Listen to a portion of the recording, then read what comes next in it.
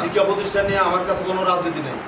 যাদেরকে দিয়ে ভালো চলবে, সে আমার দলের হোক, সে জামাত ইসলামের হোক, সে যে দল হোক, যাকে যেখানে দরকার শিক্ষা প্রতিষ্ঠানে তাকে দিয়ে কাজ করে দেবে, এটা হলো আমার মতামত।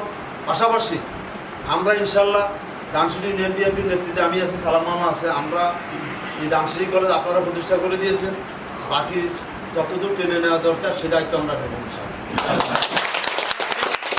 আমি এটুকু ঘোষণা করতেছি, আপনাদের জানানোর জন্য বলতেছি, আমি ইতিমধ্যে আমাদের এই মাঠ ভরাটের জন্যে এমপি সাহেবের কাছে অলরেডি আমরা দরখাস্ত দিয়ে রেখেছি, এবং এমপি সাহেবের কোটায় আমাদের বাউন্ডারি ওয়াল কলেজ এবং হাই স্কুল দুটার মাঠ ভরাটের জন্য আমি দিয়েছি, আমার মোবাইলে অলরেডি আছে এখনও, এবং বাউন্ডারির জন্য দিছি, মাঠ ভরাটের জন্য দিছি, দুটোটাই দিছি। এটা দিছি যেন 10 দিন হয়ে গেছে অলরেডি, ইনশাল্লাহ বাজেট আসবে। এর পাশাপাশি আমাদের মেয়র মহোদয় এখন জেলা প্রশাসক, আমি গতকাল ওনার সাথে দেখা করছি, আমরা ওইখান থেকে একটা অনুদান কী আনা যায় চেষ্টা করবো জেলা পরিষদ।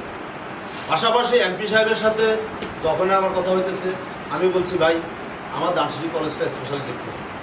আমাদের চরাঞ্চল আমাদের একটি মাত্র কলেজ, যেটা আমাদের ডানসিটির একটা গর্ব, একটা ইউনিয়নের নামে সাধারণত কলেজ নাই কোথাও, আমাদের ইউনিয়নের নামে একটা কলেজ, কবিরাট থেকে 22 কিলোমিটার দূরে আমাদের ইউনিয়ন, এটা আমাদের এখানে আপনি দিতে হবে।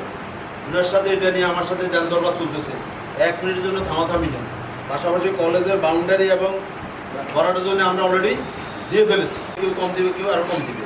2-3টা ক্যাটাগরিতে আমার বাগিনা ফার্মেস একটা ব্যবসায়ী, আমাদের নয়ন ব্যবসায়ী, জাকের ব্যবসায়ী, এরকম যারা আছে এদের ক্যাটাগরিটা একরকম হবে, আমাদের ক্যাটাগরিটা একটু বড় হবে।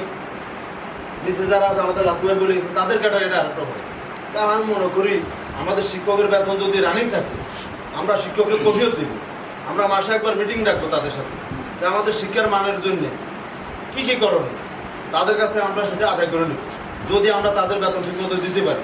পাশাপাশি ছাত্রছাত্রীর যে বিষয়টা, ইনশাল্লাহ আমি কথা দিচ্ছি, আমরা পরিচালনা বোর্ডে যারা আছে, আমাকে কোনো কমিটিতে রাখা লাগবে না, আমি এমনি কাজ করব, আমি এটা নির্বিধায় করতে পারি, আমার কোনো চাহিদা নাই, প্রয়োজন নাই, আমি ইউনিয়ন বিএনপির সভাপতি হিসেবে আমি এমনি কাজ করব। যারা ভালো চালাক তাদের সাথে আমি আছি, প্রতিটা ঘরে ঘরে যাবো ছাত্রছাত্রী আনার জন্য।